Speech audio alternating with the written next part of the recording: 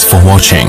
Don't forget to like, comment, share and subscribe to Mufti Tariq Masood, famous scholar. چاہیے ماحول سے صحیح ہے نا. ہمارے معاشرے میں اگر کوئی پورے دن پہ ہو گیا میرے بھائی مفتی صاحب بہت کوشش کی ہے لیکن بدنظری نہیں چھوٹتی, چھوڑ جائے گی. دنیا چھوٹے گی تو بدنظری بھی انشاءاللہ. جب قبر میں جاؤ گے پھر نہیں پتہ چلے گا ساتھ والی قبر میں کون ہے, ٹھیک ہی ہے یا شی ہے یا بدصورت ہے یا خوبصورت ہے, تو وہ سب معاملہ سیٹ ہو جائے گا.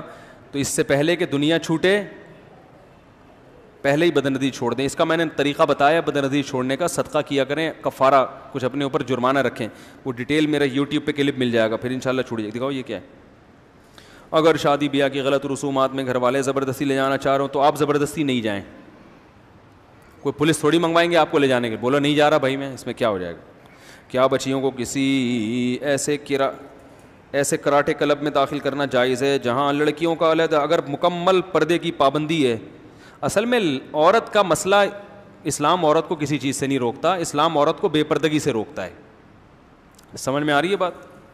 وہ میں نے ایک بات کہی تھی کہ خواتین بھی سوئمنگ کر سکتی ہیں, اس پہ فیس بک پہ بہت میرے خلاف مذاق اڑایا گیا اور بعض افسوس ہوتا ہے کہ اہل علم نے بھی اس پہ ایک بھپتیاں سی کسی ہیں اور طنز کیا ہے. تو بات اصل میں یہ, عورت کے لیے حکم کیا ہے؟ پردہ, کہ اس کا جسم نامحرم مرد سے چھپا رہے.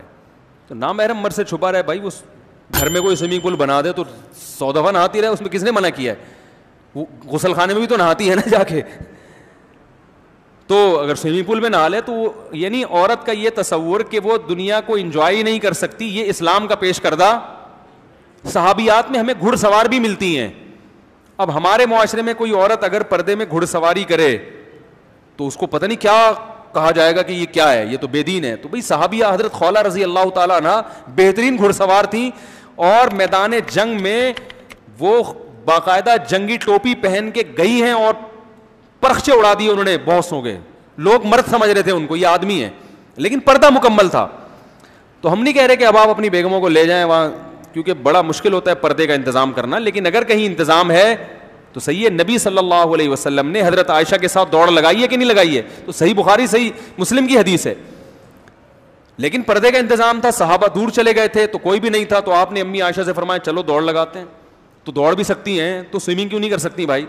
لیکن پردے کا انتظام ہونا چاہیے. اصل چیز ہم کیا ہے, فوکس کس کو کر رہے ہیں بھائی؟ پردے کا. ورنہ تو بے حیائی ہے, کھلی بے حیائی ہے پھر.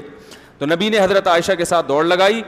امی عائشہ فرماتی ہیں کہ میں جیت گئی کیونکہ میں دبلی پتلی تھی اور آپ صلی اللہ علیہ وسلم کا جسم تھوڑا سا بھاری تھا. عمر زیادہ تھی نبی کی, امی عائشہ کی عمر کم تھی.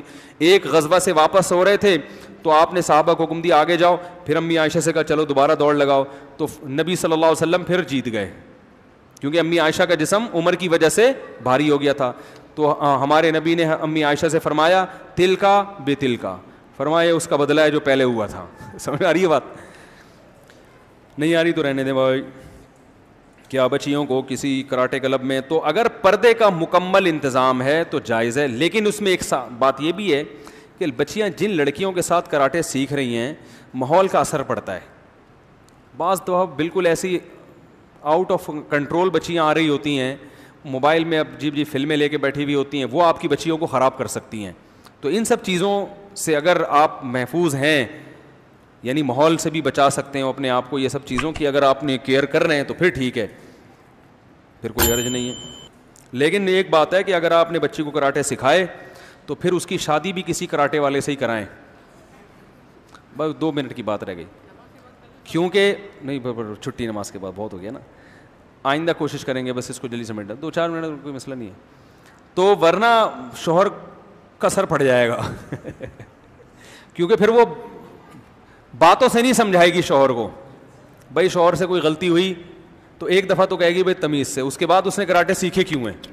تو ایسا نہ ہو کہ آپ کے داماد کا سر پر پھٹا ہوا ہو اور آپ پہ کیس بن جائے.